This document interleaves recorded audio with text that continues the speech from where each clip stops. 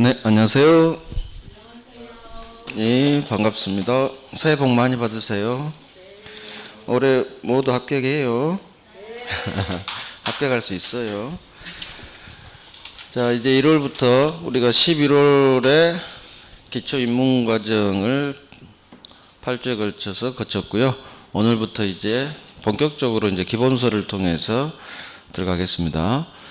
8주가 나와요. 설 때문에 7주가 나오는데 한 주는 보강을 할 거예요. 5쯤 잡아서 연타로 한번 할 거예요. 계약법죠. 8주는 해야 돼요. 자, 우리가 40문제인데 민법이 34문제 나오죠. 그러면 어떻게 분배를 하냐면은 8주를 문제로 따지면 총칙이 2주, 그 다음 계약법이 2주, 10문제씩이니까 그러면 남은 4주가 물권법이 되겠죠. 그래서 1, 2주 총칙, 3, 4, 5, 6주는 물권법, 7주, 8주는 계약법으로 분배를 해야 돼요. 그런데 민법 총칙이 2주에 안 돼요. 조금 더 시간이 걸려요. 기초기 때문에 설명이 좀 필요하고요. 그래서 아마 민법 총칙을 3주까지 갈 거예요. 3주까지 가고 4, 5, 6, 7주 초반까지 아마 물권법을 할 거고 7주 한 두 번째나 세 번째 시간 8주 해서 계약법을 할 거예요. 특별법은 1월 달에는 하지 않아요. 민법이 중요해요. 특별법은 3월에 살짝 터치하고 본격적으로 하는 것은 5월 달에 합니다. 그때에도 충분해요. 민법 가지고 해결해야지 특별법은 6문제 중 3문제만 맞추면 돼요. 그래서 민법에 전념을 해야 돼요. 그래서 이번 주 다음 주 3주차까지 총칙을 할 거예요. 물권 총론 전반부가 3주 마지막 제 시간에 아마 들어갈 거예요. 민법 총칙부터 이제 본격적으로 합니다. 민법 총칙은 법률 행위를 배우는 파트예요. 법률 행위는 우리가 실제 생활에서 쓰지 않는 말입니다. 학문적 용어예요. 계약을 말해요. 계약. 그래서 기본서에서 법률 행위 이 네 글자는 계약으로 읽어버리면 이해하기가 쉽습니다. 계약, 청약이라는 의사표시와 승낙이라는 의사표시가 서로 합치되죠. 의사표시 두 개로 성립해요. 반드시 법률행위, 계약과 같은 법률행위는 반드시 의사표시가 필수 요소예요. 그래서 의사표시가 있어야 반드시 법률행위가 돼요. 그래서 두 번째 의사표시를 배우고요. 법률행위, 계약을 내가 하지 않고 남을 시켜서 합니다. 그걸 대리제도라고 하고 또 법률행위는 유효해야 되는데 효력이 없어요. 무효, 유효인데 취소로 날려버립니다. 무효가 되는 무효 취소를 배우고 마지막으로 계약을 하는데 조건을 달아요. 기한, 날짜를 붙여요. 이게 민법 총칙에서 우리가 할 파트예요. 법률행위입니다. 법률행위 속 필수요소 의사표시. 법률행위를 남을 시킵니다. 법률행위가 무효 취소. 법률행위의 조건 기한을 달아요. 법률행위를 배웁니다. 10문제가 나오죠. 그중 법률행위가 한 문제에서 두 문제밖에 나오지 않아요. 한 문제도 많이 나와요. 올해 30일에 작년 30일에도 한 문제밖에 안 나왔어요. 30회도 한 문제 나왔어요. 일자를 쓰고 싶어. 근데 가끔 두 문제도 나오니까 평균 두 문제로 잡아요. 의사표시는 항상 두 문제 고정됐어요. 두 문제. 대리는 두 문제에서 네 문제까지 평균 세 문제로 잡으면 돼요.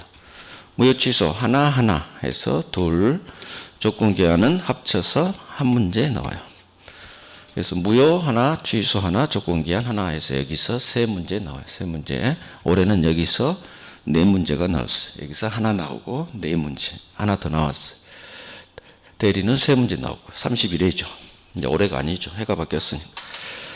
법률행위 전 단계에서 권리 변동이라는 것을 살짝 배워요. 권리 변동 파트는 10년에 한 번씩 나오는데 기초 법률 용어가 나오기 때문에 살짝 보고 가요. 나중에는 스킵하는 파트예요. 권리 변동에서는 두 가지를 봐야 되는데 권리가 변동되는 세 가지 모습하고 권리 변동이 일어나는 원인, 권리 변동의 모습, 권리 변동의 원인인데, 자, 권리가 변동된다. 권리하면 물권 중 소유권을 생각하시고, 소유권이 변동된다. 소유권이 뭔가 바뀌네. 움직일 동의, 변할 변. 소유권이라는 권리가 변동, 뭔가 움직이는 것 같아요. 이 권리 변동의 모습, 어떤 모습으로 움직이느냐? 세 가지 권리, 소유권이 발생하고 변경되고 소멸, 이 세 가지 모습으로 나타나요. 소유권이 발생한다는 얘기는 내 입장에서 보면 소유권을 취득한다는 말이고, 소멸한다는 얘기는 내 입장, 권리 주체 입장에서 보면 소유권이라는 권리를 잃어버려요. 상실. 그래서 취득, 발생 같은 말, 소멸, 상실 같은 말이에요. 자, 여기서 각 모습이 10년에 한 번씩 나오는데 취득의 모습이 가장 잘 나와요. 자, 취득. 처음 취득합니다. 원시 취득이라고 하고요. 남의 소유권을 이어받습니다. 승계, 계승한다 해서 취득의 모습은 크게 원시 취득, 승계 취득. 예를 통해서 이해를 하는 거 외우지 마시고, 갑이 건물을 처음 신축했어요. 건물이 없는 빈 땅에 건물을 올렸죠. 그러면 없던 건물이 새로 생겼고, 이 건물에 대한 신축자, 건물을 올린 사람이 소유권을 취득해요. 그러면 갑이 건물 신축을 통해서 소유권을 취득하는 모습, 둘 중 하나일 텐데 당연히 처음 소유권이 태어났기 때문에 원시 취득이라고 해요. 이해하면 돼요. 외우지 마세요. 건물이 처음 태어났듯이 소유권도 처음 태어났다. 처음시, 원시 취득. 해결 끝. 갑이 을에게 살다가 매매 계약을 통해서 을에게 팝니다. 건물을 판다. 소유권을 파는 거예요. 자, 을은 계약한 것만으로는 안 되고 우리 법 규정에 따라 계약과 같은 법률 행위를 통해서 부동산 물권을 취득하려면 반드시 자기 앞으로 등기를 해야 돼요. 소유권이 자기에게 이전됐다는 등기예요. 등기를 해야 을은 이 건물의 소유권을 취득해요. 그러면 을의 이 건물에 대한 소유권 취득의 모습이 원시 취득, 승계 취득 중 어디에 해당하느냐 그거예요. 당연히 갑의 소유권이 넘어왔죠. 자기에게. 승계 취득. 그중 소유권이 이전됐다 해서 이전적 승계 취득 그래요. 줄여서 이전적 승계. 그림 보면 알 수 있어요. 갑의 소유권이 을에게로 얼마 왔네, 이전됐네. 한자만 알면 돼. 단어만 알면 이전적 승계. 갑이 죽었습니다.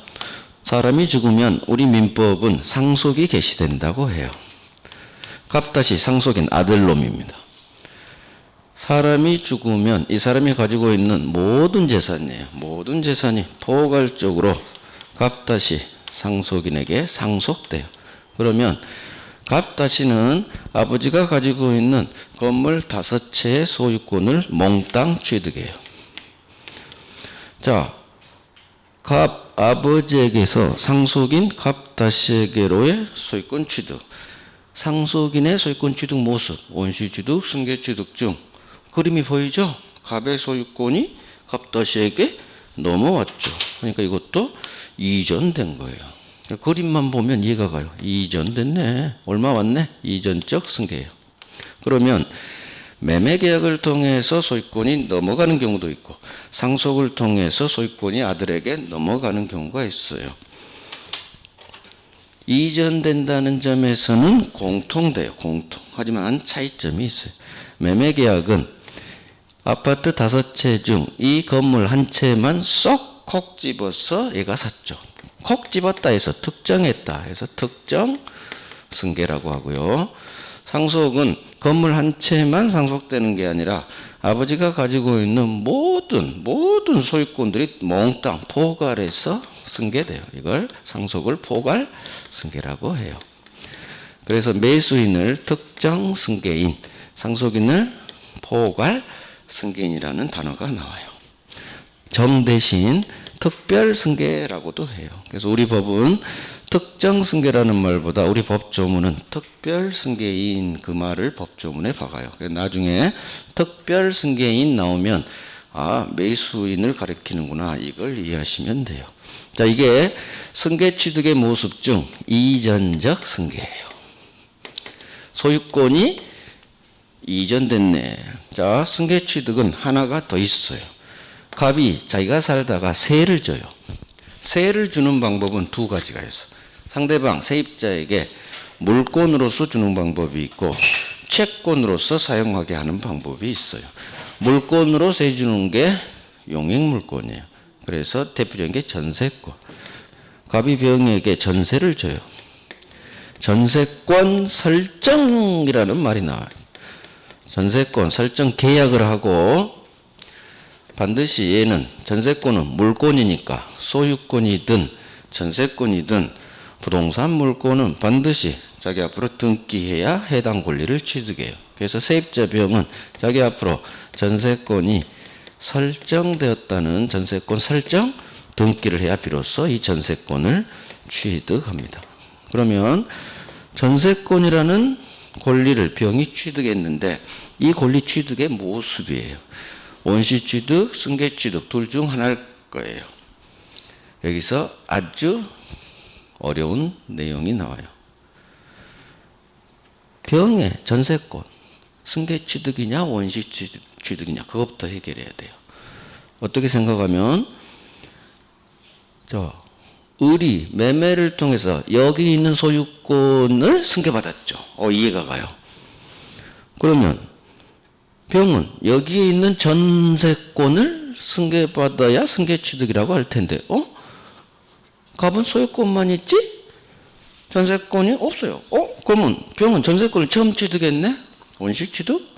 그렇게 생각을 할 수가 있어요. 진짜예요. 저도 그렇게 생각해서 이해 못했어요. 맨 처음에 이 파트 공부할 때 법대 다닐 때 이해 못했어요. 아니 병은 전세권을 처음 취득했네? 원시취득 아니야?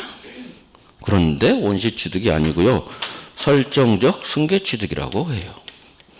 설정적 승계취득이라고 해요.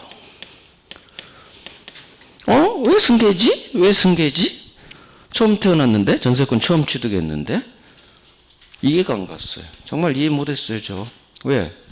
대학 교수님은요 자상하게 설명을 안 해요. 막 넘어가 버려요. 혼자 막 읽고 이해하든 말든 무대뽀예요. 대학 교수는 이해 못했어요. 나중에 이해했어요. 나중에 왜 승계취득이냐 하면 전세권 자체를 승계받은 게 아니라 소유권은 세 가지 힘이 있어요.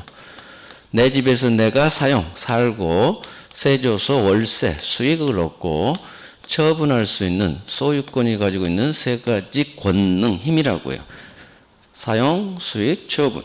전세권은 소유권이 가지고 있는 이 사용, 수익 권능을 승계해요. 전세권 자체를 승계하는 게 아니라 소유권이 가지고 있는 사용, 수익 권능을 승계해요. 그래서 승계취득이에요. 설정이라는 용어가 나오죠. 그래서 설정이라는 용어는 갑의 소유권이 있는 상태에서 전세권과 같은 제한물권이 플러스 되는 개념이에요. 플러스. 그래서 갑의 소유권이 있는 상태에서 세입자 을의 전세권이 플러스 추가되는 개념이 설정이라는 단어예요. 그래서 설정 물권법 한 바퀴 순환을 하면 자연스럽게 알게 돼요. 지상지역 전세 저당권 설정계약 그래요. 설정계약. 설정이란 말은 소유권이 있는 상태에서 제한물권이 플러스 추가될 때 설정이라는 두 단어가 나와요. 그래서 이전하고 설정은 다른 말이에요. 다른 말. 이전은 소유권 자체가 넘어가 버려요. 얘는 소유권이 소멸해 버려요. 상실하죠. 하지만 설정은 갑의 소유권은 그대로 있어요. 집주인 그대로 있죠. 내 집 아니잖아요. 플러스 개념이 설정이에요. 왜 설정적 승계취득이냐? 소유권이 가지고 있는 사용 수익 권능을 승계받아요. 그래서 승계취득이에요. 설정적 승계라고 해요. 저당권을 설정했다. 병에게, 은행에 처분 권능을 승계받는 거예요. 그래서 돈을 갚지 않으면 저당권자는 경매로 처분해 버려요. 그래서 처분 권능을 승계받는 게 담보물권, 사용수익 권능을 승계받는 게 용익물권이에요. 그래서 이전적 승계, 설정적 승계, 그냥 자연스럽게 설정적 승계 이것만 익숙해지면 돼요. 승계니까 승계 취득이네. 쉬워요. 전세권이나 저당권 취득의 모습은 어떻게 표현되느냐? 설정적 승계 취득. 이해하고 외우고. 처음에는 이해해야 돼요. 막 외우지 마시고. 민법은 가급적 이해하려고 노력하세요. 덜 외우고 OX를 골라버리는 게 최고예요. 그 다음 이해를 해야지 안 헷갈려요. 기억이 오래가요. 막 외우면 모든 걸 다 외우려고 하면 다 외워야 돼요. 힘들어 죽어요. 우리가 과목이 많잖아요. 특히 2차 과목은 막 외워야 될 파트가 많아요. 민법까지 그렇게 공부하면 너무 힘들어요. 그 다음에 점수도 안 나와요. 막 외우면. 이해의 바탕 위에서 반복을 통해서 내 걸로 만드는 게 최고예요. 그게 외우지 않고도 OX가 골라진다 그래요. 굳이 안 외워도 우리 시험지를 보면 그렇네. 신축? 소유권 처음 태어났네. 원시 취득이네. 이게 이해고, 신축은 생각 없이 원시 취득. 이게 단순 암기예요. 완전히 달라요. 진짜 달라요. 그래서 생각해야 돼요. 민법은 생각하고 이해하려고 하고 그래야 점수가 잘 나요. 단순히 잘 외운 사람한테 점수 주게 그렇게 절대 출제하지 않아요. 제대로 이해한 사람이 점수가 나오게끔 출제를 해요. 민법 출제 유형이 그래요. 출제가. 그래서 항상 생각하고, 그래서 저는 여러분들로 하여금 이해가 되게끔 계속 설명하는 거예요. 단순 나열식 강의가 아니라 이해가 되게끔. 오케이. 이게 취득의 모습이에요. 정리할게요. 교재 통해서. 페이지가 30페이지. 31페이지 오른쪽 보세요. 왼쪽이 30페이지입니다. 첫 번째 챕터 1 나왔고 법률관계와 권리변동 나왔죠. 자, 바로 2번으로 가요. 권리변동. 변동이 뭐냐? 밑줄 쳐요.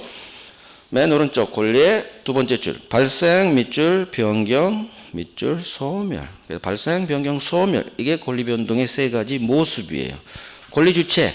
내 입장에서 보면 권리를 취득하는 거고 변경, 상실이에요. 그렇지. 밑줄만 하세요. 득실, 변경이라고도 하죠. 나중에 법조문이 득실, 변경 그런 말이 나와요. 밑줄만 치세요. 권리 취득의 모습이에요. 원시 취득이 있고 오른쪽 승계 취득이 있어요. 승계 취득은 다시 소유권이 넘어갑니다. 이전적 승계. 또 제한물권이 설정됩니다. 설정적 승계. 원시 취득 봐봐요. 예가 나와요. 예가. 건물의 신축. 첫 번째 줄 맨 오른쪽 건물. 두 번째 줄. 자, 건물 신축 밑줄. 밑줄 하시고. 이거 건물을 처음 올렸으니까 소유권도 처음 태어났으니까 원시 취득이에요. 별 하나 하세요. 기출 2번이에요. 자, 오른쪽 이전적 승계는 다시 콕 집어서 넘어가는 매매와 같은 특정 승계가 있고 상속과 같은 포괄 승계가 있어요. 특정 승계를 특별 승계라고도 해요. 자, 매매 밑줄 하세요. 첫 번째 줄 오른쪽 매매. 포괄 승계는 맨 첫 번째 줄 오른쪽 상속 밑줄 치세요. 나머지는 보지 마세요. 안 나와요. 설정적 승계. 제한물권 취득이 설정적 승계 취득이에요. 그래서 두 번째 줄 중간 지상권이나 저당권 등과 같은 제한물권 취득 밑줄. 지상 그 밑에 지역 전세권도 다 썼어요. 똑같아요. 다 제한물권이 있죠. 그러니까 지상권이나 지역권이나 전세권이나 저당권과 같은 제한물권 취득의 모습은 설정적 승계 취득. 그 여백에 쓰세요. 사용수익 처분 권능을 승계받아서 승계 취득해. 이게 이해예요. 교재에 이런 내용이 없잖아요. 사용수익 처분 권능 승계한다. 교재 있어요? 없어요? 없죠. 교재를 잘못 쓴 거예요. 이 저자가. 어느 교재도 사용수익 권능 처분 권능 승계한다. 우리 공인중개사 모든 출판사에서 다 발견을 못했어요. 모든 저자가 그냥 똑같이 베끼는 거예요. 서로서로. 제 요약집만 있어요. 사용수익 처분 권능을 승계한다. 그래야 이해가 가지. 왜 이게 설정적 승계 취득인지. 제한물권 취득 별 하나 하세요. 그래서 이거 승계 취득이에요. 그래서 설정적 승계 취득 이해하고 외우면 되는 거예요. 자, 넘어갑니다. 변경은 3월달, 5월달에 해야 돼요. 한 바퀴 돌아야 돼요. 다음 페이지 32페이지에 권리 변동이 일어나는 원인이에요. 자, 한번 또 이해를 해봐요. 여기 봐봐요. 을이 소유권을 취득했죠. 소유권을 취득했다. 결과예요. 그러면 소유권 취득이라는 을의 소유권, 매수인 을의 소유권 취득이라는 이 결과물은 항상 결과가 발생했다는 얘기는 원인이 있어요. 인과의 법칙이에요. 을이 이 건물의 소유권을 취득한 결과를 일으킨 원인은 뭘까요? 흑판에 있어요. 을은 뭘 하니까 이 아파트 소유권을 취득했나요? 먼저 계약서 쓰고요. 매매계약 쓰고 두 번째 등기했어요. 즉 을의 소유권 취득이라는 결과를 발생케 한 원인은 매매계약이에요. 매매계약 법률행위죠. 따라서 권리변동, 소유권과 같은 권리취득 원인, 권리변동의 원인 첫 번째가 계약과 같은 법률행위예요. 계약을 통해서 소유권을 취득했죠. 이게 권리변동의 원인 첫 번째 법률행위. 자, 갑다시가 건물 5채 소유권을 취득해서 결과입니다. 갑다시 너는 어떤 원인으로 이 소유권을 취득했니? 물어봐요. 그럼 갑다시는 계약했나요? 법률행위 했나요? 갑다시가? 아버지랑 계약 안 했죠? 계약 안 했는데요? 그러면 너 어떻게 취득했니? 네. 아버지가 돌아가셔서요. 상속을 통해서 취득했어요. 이 상속은 민법 규정이에요. 이걸 법 규정이라고 그래요. 법률 규정.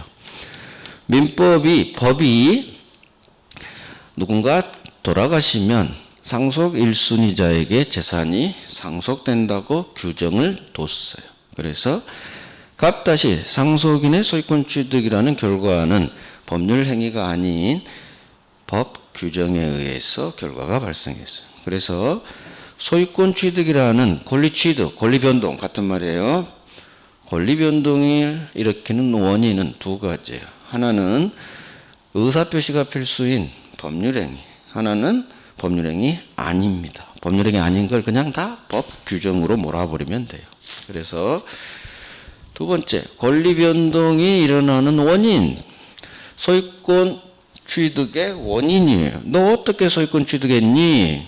하나는 법률행위, 하나는 법률 규정이에요. 그래서 권리가 변동됐다. 변동은 세 가지 모습, 그중 권리, 소유권과 같은 권리를 취득했다. 같은 말이에요. 너 어떻게 소유권을 취득했니? 이 권리 변동을 일으킨 원인, 이걸 법률 요건이라고 해요. 그래서 단어, 용어 하나가 또 나오죠. 법률 요건. 요건을 갖추면 효과가 발생해요. 법률 효과. 다 같은 말이에요. 그래서 권리가 변동됐다. 권리가 취득했다. 결과물이죠. 이 결과를 발생케 한 원인, 이걸 법률 요건이라고 하고, 요건을 갖추면 일정한 효과가 발생해요.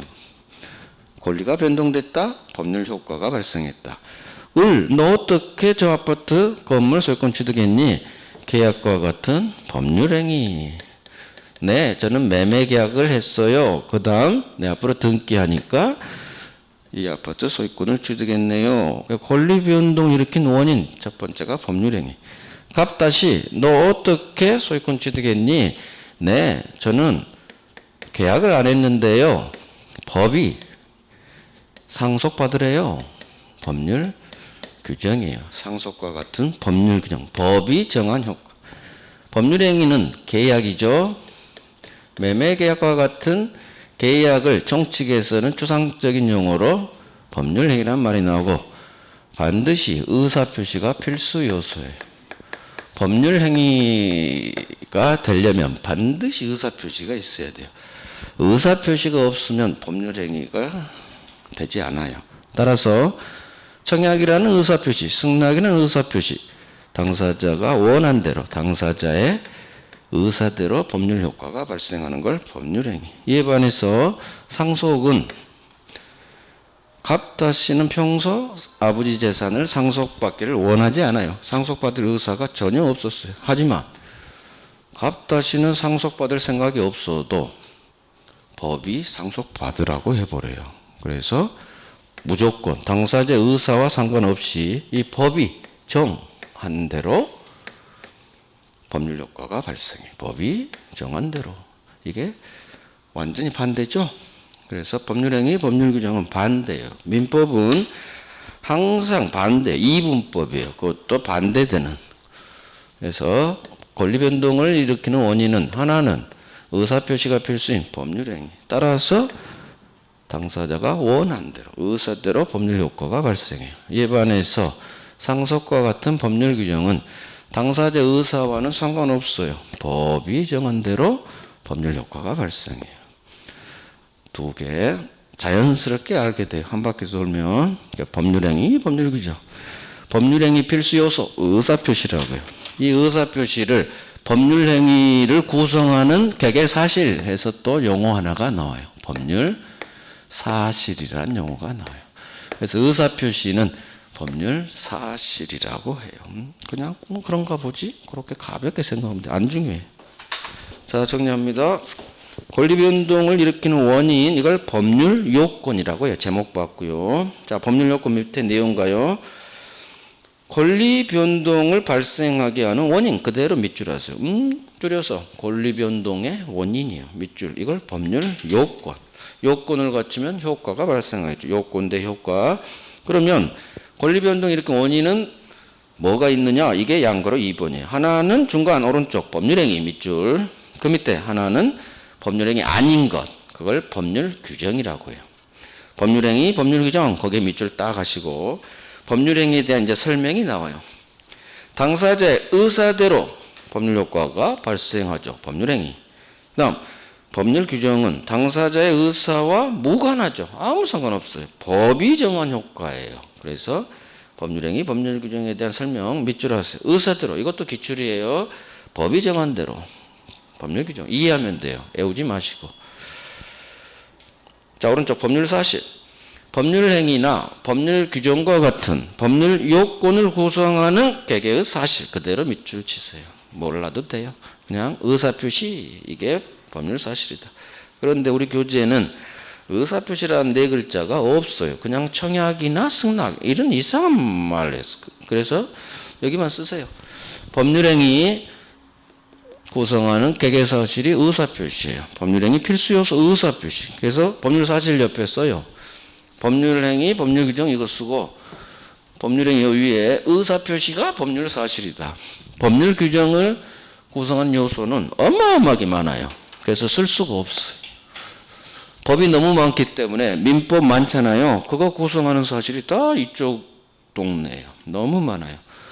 법률행위를 구성하는 것은 의사표시가 대표예요. 그래서 의사표시.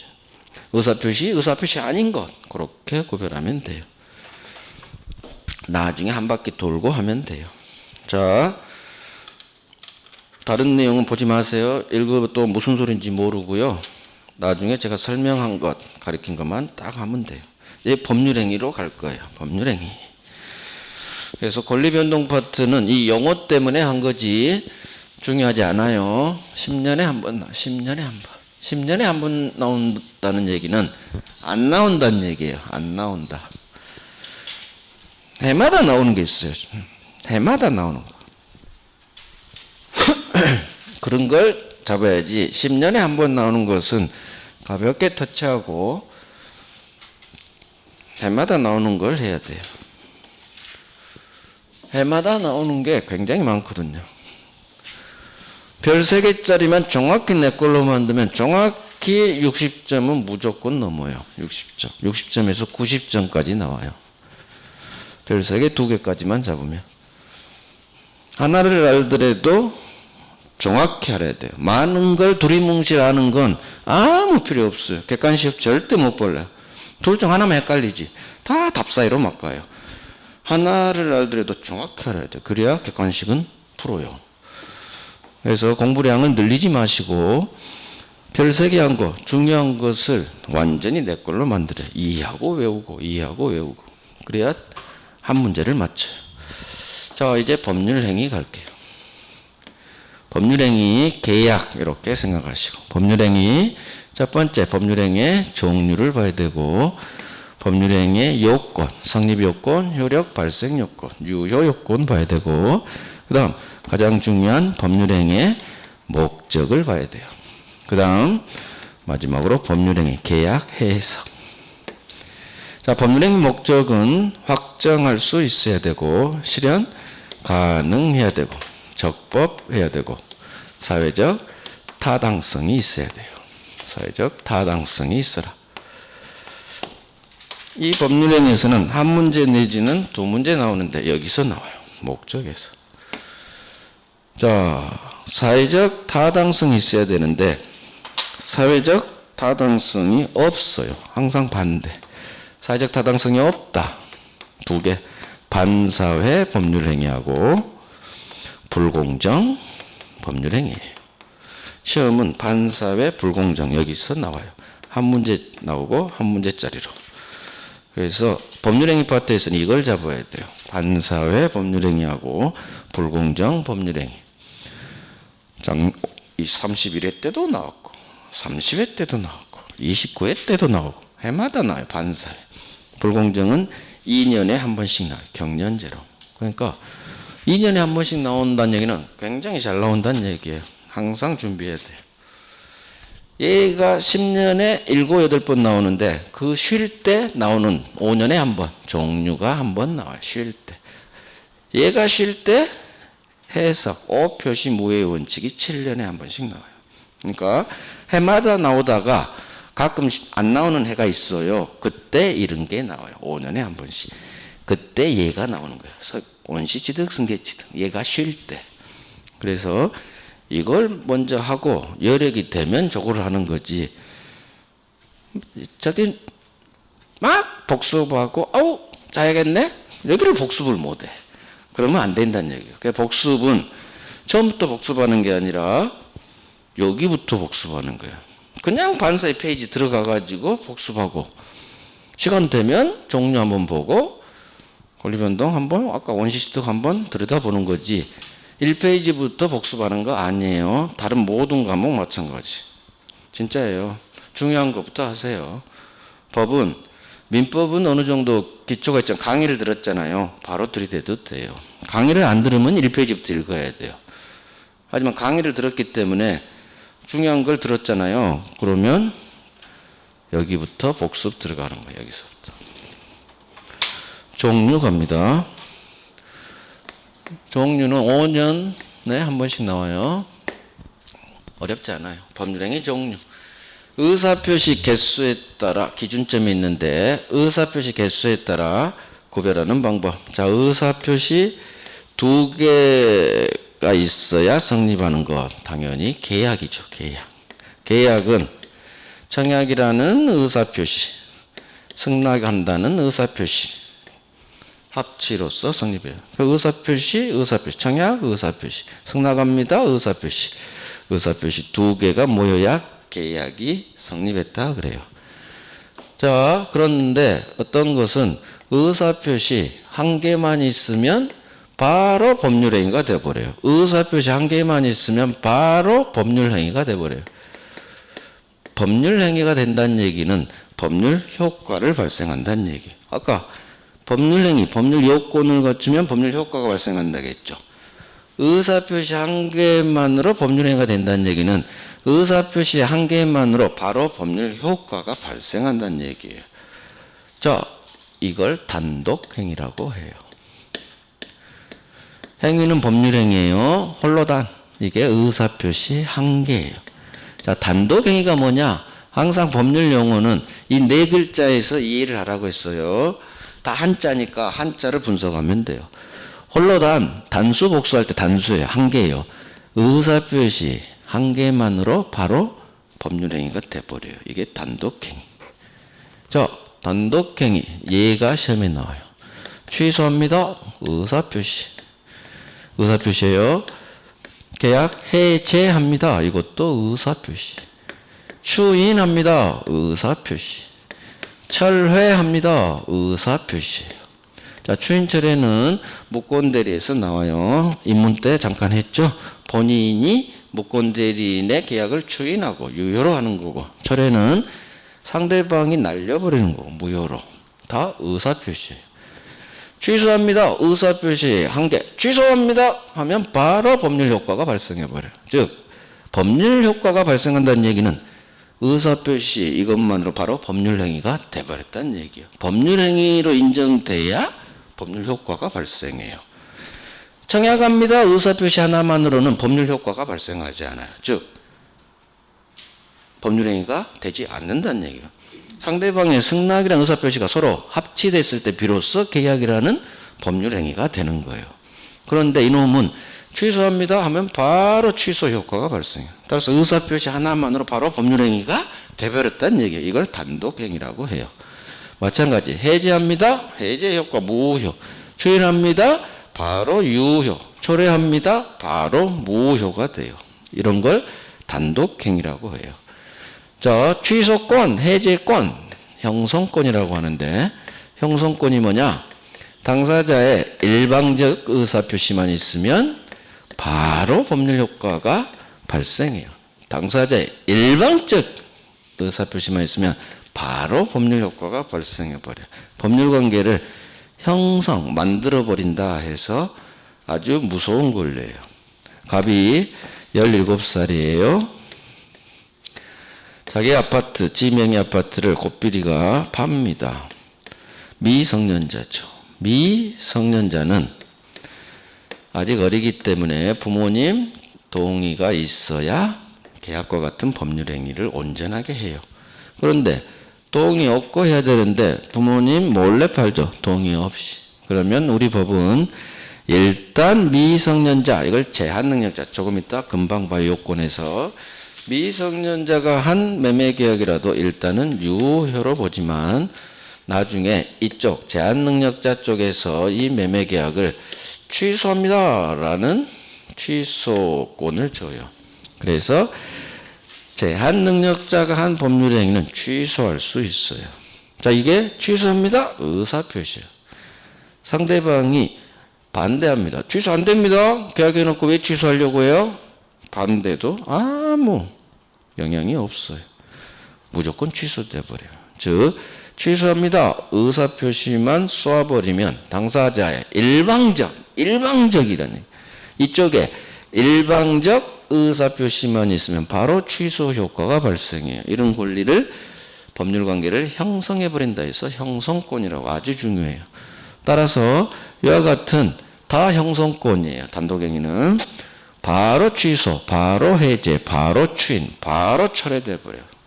따라서 이런 형성권은 상대방 동의가 필요하지 않아요. 상대방 동의 요하지 않아요. 우리 시험은 이게 나와요. 추인할 때 상대방 동의가 있어야 한다. 그러면 X예요.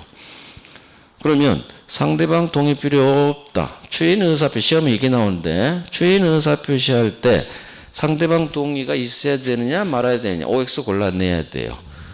이걸 외우는 게 아니라 이걸 외우는 거예요. 이걸. 취소나 해제나 추인이나 철회와 같은 권리는 당사자 어느 한쪽에 이 권리자의 일방적 의사표시만 있으면 바로 법률 효과가 발생해버린다. 이걸 외워야 돼요. 당사자의 일방적 의사표시만 있으면 바로 법률 효과가 발생하는 형성권이기 때문에 이건 흘려야 돼요. 따라서 추인합니다. 쏘아버리면 바로 추인돼 버려요. 상대방이 동의하든 동의하지 않든 아무런 영향을 못 미쳐. 그래서 상대방 동의 필요 없지. 이건 이해. 이걸 외우고 이걸 이해하는 거예요. 무슨 말인지 알겠어요? 이걸 외우는 게 아니에요. 이걸 외워놔 버려야 돼요. 그리고 상대방 동의가 필요 없겠네. 바로 효과 발생하니까 이건 풀어가야 돼요. 자꾸 이렇게 공부해야 돼. 그래야 단순 암기 과목이 안 되는 거예요. 자, 그러면 여기서 하나 더. 취소합니다. 해지합니다. 추인합니다. 철회합니다. 다 계약 상대방에게요. 상대방이 있어요. 그래서 얘들은 상대방이 있는 단독행위라고 해요. 상대방이 있죠. 상대방이 있죠. 상대방이 있는 의사표시. 상대방이 있는 단독행위. 다 같은 말이에요. 상대방에게 취소하고 상대방에게 해제하고, 상대방에게 추인하고, 상대방에게 철회하고. 나 혼자 취소합니다 이런 건 없어요. 나 혼자 해제합니다 이런 거 없어요. 반드시 상대방이 있어요. 취소 상대방이 있고, 해제 상대방이 있고, 추인 상대방이 있고, 철회 상대방이 있어요. 반드시. 나중에 인문 때 잠깐 봤잖아요. 목권들의 추인 상대방이 갔죠. 철회 또 본인에게 철회 날리는 거예요. 그래서 상대방이 있어요. 자, 소유권 포기를 봅니다. 소유권을 포기합니다. 아하, 내 어떤 물건, 내 가방, 내 옷에 대한 소유권을 포기합니다. 의사표시. 자, 이거 외워요. 포기합니다. 의사표시. 바로 포기 효과가 발생해요. 이쪽 동네는 다 형성권이에요. 그래서 포기합니다 하면 바로 포기되는데, 소유권 포기. 상대방이 있는 단독행위냐, 상대방이 없는 단독행위냐, 이게 시험에 나와요. 한번 생각해 봐요. 소유권을 포기했어요. 상대방이 있는 행위일까요? 상대방이 없는 행위일까요? 자, 생각해 봐요. 제가 예를 들어 볼게요. 옷이 작아진 옷을 버리죠. 아파트에서 의류수거함에 버립니다. 그러면 의류수거함에 버리는 게 의류수거함이 상대방이냐 문제예요. 의류수거함을 상대방이라고 하지 않아요. 상대방은 사람을 말해요. 사람. 다 그냥 버리는 거하고 똑같아요. 길거리에 버리든 의류수거함에 버리든 그냥 버리는 거예요. 상대방에게 버리는 거 아니에요. 따라서 소유권 포기는 그냥 버리면 돼서 상대방이 없는 의사표시예요. 상대방이 없는 단독해. 그래서 소유권 포기는 얘들은 상대방에게 취소, 해제 등을 하지만 소유권 포기는 그냥 버리면 돼요. 상대방 없어요. 그래서 이걸 외우는 게 아니라 그냥 이해해요. 아, 소유권 포기는 옷 생각하고 옷을 그냥 버리면 되네. 길거리에 버려도 되잖아요. 상대방 없어. 그래서 이걸 보고 하나 더 해요. 최고라는 단어가 있어요. 최고. 최고합니다. 물어보는 거예요. 물어보는 거. 무권대리에서 나와요. 다. 본인이 가지고 있는 추인 거절권. 이쪽 병, 상대방이 가지고 있는 최고 철회권이에요. 인문 들으셨으면 기억하실 거고. 어차피 다음 주에 해요. 최고합니다. 물어보는 거예요. 갑, 을, 병.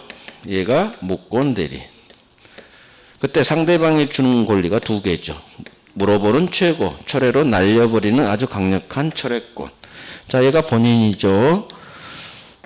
상대방 무권대리인 상대방이 최고 물어봐요. 뭘 물어보느냐? 본인이 가지고 있는 추인권을 추인할 거예요, 말 거예요? 이걸 물어봐요. 자, 이거 물어보는 최고인데 의사표시냐 아니냐가 문제돼요. 최고는 내 속마음, 제가 추인을 할지 안 할지 여부에서 물어보니까 의사표시 같아요. 정말이에요. 의사표시하고 별 차이가 없어요. 그런데 최고는 의사표시가 아니에요. 의사표시가 아니고요. 외워줘야 돼요. 최고는 의사표시가 아니고. 자, 흘려요. 의사표시가 아니라는 얘기는 최고는 법률행위도 아니에요. 즉 단독행위도 아니에요. 법률행위, 단독행위 다 같은 말이에요. 이 행위가 법률행위니까. 최고는, 물어보는 최고는 의사표시 아닙니다. 의사표시가 아니니까 법률행위도 아니에요. 이걸 그대로 이해하고 외워버려야 돼요. 이건 의사표시 아니에요. 의사표시 같은데요? 왜 의사표시가 아니에요? 이유는 얘가 물어볼 때는 잘 샀을 때예요. 다 추인을 원해요. 그런데 얘가 아무런 답이 없으면 추인 거절로 본다라는 법 조문이에요. 따라서 얘는 추인을 원하지만 최고할 때 우리 법은 아무런 연락이 없으면 추인을 거절한 걸로 본다. 그렇게 규정되어 있어요. 따라서 이 병이 원한 대로 결과가 발생하지 않고 법이 정한 효과가 발생해요. 그래서 최고는 동네가 해당 법 규정에 속해. 법률 규정. 저쪽 아까 기억나요? 법률행위 의사표시 왼쪽 동네가 아니라 법 조문이 있죠? 법률 규정 동네에 속해요. 법률 규정. 그래서 우리가 보기에는 의사표시 같은데 의사표시로 보지 않아요. 법률 규정으로 봐요. 해당 법조문. 그래서 최고는 의사표시 왼쪽 법률행위 동네가 아니라 오른쪽 법률 규정을 구성하는 사실에 속해. 법률 규정. 법이 정한 효과가 나와서 그래요. 그러면 너는 뭐니? 네, 저는요 의사표시랑 비슷해서 의사의 두 글자를 끌고는 오는데요. 의사표시가 아니라 의사의 통지라고 해요. 의사의 통지로서 법률행위는 아닌데 법률행위랑 비슷하다 해서 준 법률행위라고 해요. 이게 최고의 동네예요. 최고의 주소는 이것부터 해야 돼요. 물어보는 최고는 의사표시인 것 같은데 의사표시 아니에요. 의사표시 아니니까 법률행위도 아니에요. 그러면 너는 뭐니? 물어보니까 네, 저는요 의사의 통지라고 해요. 법률행위 아닌데 법률행위랑 비슷하다 해서 비슷할 준자를 넣은 준 법률행위라고 해요. 어떤 법률 용어 앞에 준, 비슷할 준자가 붙어버리면 뒤에 있는 놈은 아니에요. 근데 뒤에 있는 놈하고 비슷할 때, 아닌데 비슷할 때 준자가 나와요. 즉 준 뭐가 나왔다는 얘기는 뒤에 있는 놈은 아니야. 근데 이 놈하고 비슷할 때 준자를 붙여줘. 즉 준 법률행위란 얘기는 법률행위라면 준자가 붙을 이유가 없겠죠. 법률행위라면. 법률행위 아니야. 그런데 법률행위랑 비슷해요. 그럴 때 준 법률행위. 왜? 의사표시는 아닌데 의사표시랑 비슷하잖아. 그래서 준 법률행위는 말이 되게 어려워요. 그러니까 생각하고 제가 한 말을 그대로 생각을 해야 돼요. 어떤 경우에 준자가 붙는다. 뒤에 있는 놈은 아니야. 그런데 뒤에 있는 놈하고 비슷할 때 준자가 붙는다. 그러면 준 법률행위라고 하면 법률행위는 아니야. 그런데 이놈이랑 비슷해. 그래서 준 법률행위란 용어가 나와요. 그래서 최고는 이거 기출 4번이에요. 최고의 성질. 최고는 물어보는 최고가 뭔지는 알아야 되니까 무건들이 하면 자연스럽게 알게 돼요. 그쪽에서 엄청나게 중요하니까. 최고는 의사표시 아니에요. 의사표시가 아니라는 얘기는 법률행위도 아니에요. 따라서 단독행위도 아니란 얘기예요. 그럼 너는 뭐니? 하고 나가는 거예요. 네, 저는요 의사의 통지로서 준 법률행위라고 해요. 그러면 완성되는 거예요. 천천히 해도 돼요. 우리 시험 10월에 있어요. 다음 달에 시험 보는 거 아니에요. 다음 달에 시험 보는 거 아니에요. 그러니까 마음을 너무 급하게 먹지 말고요. 막 모든 걸 다 애우려고 하지 마시고 그냥 그렇네? 그런 거야? 그런 식으로 접근해야 돼요. 지금 단계는. 6월까지는 그래도 돼요. 2차 과목도 제가 얘기했는지 모르겠지만 1월부터 2차 과목 같이 해야 돼요. 그래서 여기는 6일 수업이죠. 그날 배운 과목은 그날 오후 저녁에 복습하셔야 돼요. 1월달 3월달은 뭐 1차가 중요하니까 학계로 민법 죽어라고 하고 2차 과목은 뭐 3월 5월부터 해야겠다?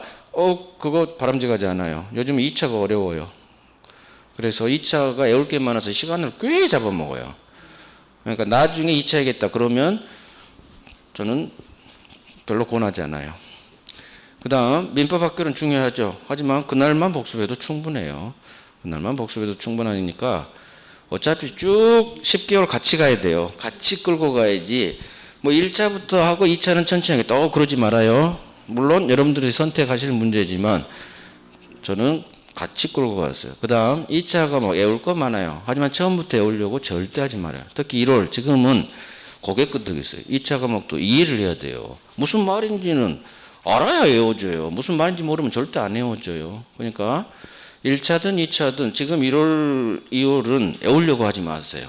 외우려고. 그냥 설명하는 거, 그거 무슨 말인지, 그런가 보네, 그런가 보네. 이해만 돼도 충분해요.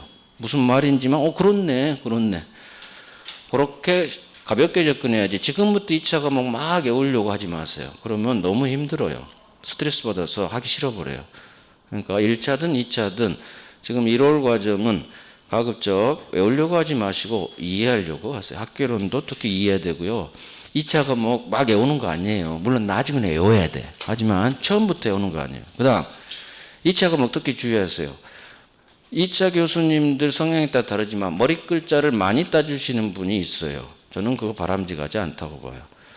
머리 글자 알죠? 머리 글자 따서 하는 거. 그건 나중에 따세요. 나중에. 특히 1월 달은 따면 안 돼요. 왜?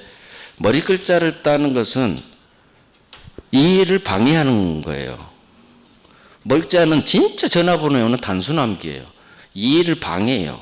그러니까 머리 글자 따는 것은 나중에 해도 돼. 5월 달 그때. 어떤 걸 따느냐? 막 다 따는 게 아니고 정말 머리 글자를 따야 문제가 풀리는 것들이 있어요. 단순 암기 사항들이. 그런 걸 머리 글자를 따는 거지 모든 걸 다 머리 글자로 해결하려고 하지 마요. 머리 글자는 이해를 방해하는 아주 나쁜 놈이에요. 그래서 머리 글자 따는 것은 최소한으로 하고 가급적 이해하려고 해요. 단어로 키워드로 공부해야 돼요. 모든 과목은 단어 전체를 확정 가능 적법 사회적 타당성 여기 전체 단어를 읽어야지 확가적타 그러지 마세요. 확가적타는 언제 하느냐? 7월달 8월달에 해도 돼요. 1월달부터 확가적타래. 그러지 말아요. 2차 과목도 마찬가지. 단어를 그대로 읽으세요. 그래야 이해가 가요. 처음부터 머리 글자 따주신다 하더라도 절대 1월달에는 머리 글자 따지 마세요. 머리 글자 나중에 따도 돼요. 이해를 방해해요. 2차 과목도 이해해야 돼요. 이해해야 되고 그 이해를 통해서 이제 외워가는 거예요. 점차. 처음 1월 달부터 막 머리 글자 따서 외우려고 하죠. 우리 시험은 10월에 있어요. 이해가 돼야 잘 외워져요. 이해가 안 된 상태에서 외우는 것은 1년 내내 외워야 돼요. 생각 없이. 그래서 2차 과목도 가급적 이해하려고 고개 끄덕이고 반드시 오후에 복습하셔야 돼요. 2차 과목. 그래서 1차 먼저 하고 2차는 나중에 하자. 저는 그렇게 생각하지 않아요. 그냥 같이 가요. 어차피 1월달 민법 50%밖에 안 줘요. 같이 가야 돼요. 민법은 6월에 완성돼요. 그러니까 제가 1월달에 100%를 가르치면 혹시 몰라. 민법 열심히 하죠. 그런데 그렇지 않아요. 1월달에는 기본밖에 안 해요. 그래서 같이 가요. 5과목 같이 밀고 가야 돼. 10개월을. 민법을 연락이 1월 3월에 한다고 해서 점수 안 나와요. 학교는 연락이 한다고 점수 안 나와요. 5과목 똑같이 10개월 과정으로 같이 마라톤이에요. 같이 밀고 가야 돼요. 같이. 그래서 1차 먼저 1차가 중요하니까 1차부터 하고 2차 나중에 해야지 저는 바람직하지 않다고 봐요. 물론 여러분들이 선택하세요. 여러분들이. 대신 혹시나 시간이 남아 그러면 그래도 학계로 민법 주말 여러분 6일 수업이니까 주말을 일요일은 쉬어야지. 그러니까 그냥 하루에 한 과목씩 쭉 가요. 충분해요. 민법은 충분해요. 대신 제가 얘기했죠. 왔다 갔다 하실 때 제 강의를 계속 들으라고. 그러면 돼요. 그게 공부예요. 민법은. 그래서 제 강의를 계속 들으세요. 그러면 자연스럽게 민법이 이해가 가요. 막 외우는 게 아닌 그냥 이해가 가요. 들리면은 보인다겠죠? OX가 보여요.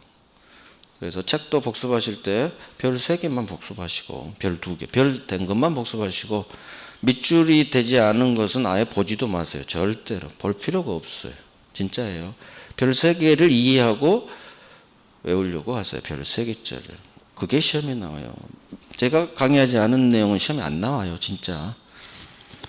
그래요. 시간이 10분 돼서 10분간 쉬고 교재 확인해야지. 자, 법률행위 종류. 의사표시 개수에 따라 단독행위 오른쪽 계약 있죠. 자, 단독행위 하나, 의사표시 하나죠. 믿죠. 이런 거 시험 안 나요. 자, 상대방이 있는 단독행위가 있고 상대방이 없는 단독행위가 있어요. 자, 상대방이 있는 거 해제 두 번째 줄 밑줄, 추인 밑줄, 제가 한 건 밑줄이에요. 취소 밑줄, 철회 밑줄. 순서를 가장 중요한 거 취소합니다. 의사표시 이렇게 공부하세요. 취소합니다. 의사표시. 해제합니다. 의사표시. 추인합니다. 의사표시. 철회합니다. 의사표시. 이 의사표시 하나만으로 바로 법률행위가 된다. 단독행위. 상대방이 하니까 상대방이 있는 단독행위. 이렇게 하세요. 그 다음 이런 것들 위 동그라미 2번 봤어요. 형성권이에요. 형성권 밑줄. 형성권이 뭐냐? 바로 법률관계를 형성해버리는 엄청나게 힘센 권리를 형성권이라고 하고요. 형성권의 개념이 오른쪽에 나와 있어요. 당사자 일방의 의사표시에 의해 효력이 발생한다. 자, 살짝 고칩니다. 당사자의 일방적 일방의를 의를 지워버리고 일방적으로 바꾸세요. 첫 번째 줄. 일방적 의사표시를 해야 정확한 형성권의 개념이 돼요. 일방적인 의사표시만으로서 자 효력 앞에 바로 두 글자를 추가하세요. 바로 효력이 발생. 그 단독행위 동그라미 2번 있죠. 단독행위 왼쪽 동그라미 2번. 거기 형성권이 있고 오른쪽 당사자 일방의 써져 있죠. 그 의를 적으로 바꿔요. 제가 여기 흑판에 썼던 일방적 의사표시만 있으면 바로 법률 효력 발생, 효력 발생. 바로 두 글자도 효력 앞에 추가하시고 이걸 외우는 거예요. 일방적 의사표시만 있으면 바로 효력이 발생한다. 법률 효력이 발생한다. 이걸 형성해버린다 해서 형성권 이 개념을 외워야 돼요. 이건 개념이기 때문에 일방적 의사표시만 있으면 즉 취소합니다. 의사표시 쏴버리면 바로 취소된다는 얘기예요. 취소의 효과가 발생한다. 그래서 그 외 여백에 화살표하고 상대방 동의 X 시험은 이게 나와요. 상대방 동의 X 이걸 해결하기 위해서 이걸 외우는 거예요. 취소하면 바로 취소돼 버리니까 상대방 동의 필요 없다. 거기에 별 2개 들어가요. 상대방 동의 필요 없다. 나중에 추인 각 파트에서 나와요. 여기서 먼저 하는 거예요. 그래서 별 2개 형성권의 개념 외우시고 자 상대방 있는 단독행위 3번 있죠. 그 왼쪽에 별 3개 하세요. 반사회가 안 나올 때 이 동네가 나오니까 그래서 취소합니다. 해제합니다. 다 의사표시. 상대방이 있다. 법률행위예요. 단독행위 법률행위. 자 오른쪽 상대방 없는 단독행위 두 번째 줄 소유권 포기합니다. 자 포기합니다. 그 밑에 의사표시 의자하고 동그라미 제가 쓴 대로 했어요. 이걸 외우세요. 포기합니다. 의사표시. 의사표시니까 법률행위. 그래야 물권법에서 한 문제를 맞춰요. 별 하나 하세요. 상대방 없죠? 그냥 버리면 돼요. 상대방 없죠? 소유권 포기. 그냥 버려요. 버린다. 이렇게 이해를 하셔야 돼. 버리니까 그냥 버리면 되지. 상대방 없네. 상대방 없네. 포기합니다. 의사표시. 자 계약 2개예요. 2개 의사표시. 이런 건 안 나와요. 자 합동행위 X. 보지도 마요. 우리 시험에 안 나와요. 우리 시험에 안 나오는 내용이 기본서에 엄청 많아요. 할 필요 없어요. 30년 동안 한 번도 안 나왔어요. 그런 걸 왜 넣는지 몰라. 사시에만 나와요. 사시. 그래요. 나머지는 그렇게 안 중요해요. 나중에 한 바퀴 돌고 두 바퀴 돌고 해도 충분해요. 시험에도 잘 나오지 않고. 그래요. 10분간 쉬고 이제 법률행위 요건으로 들어갈게요.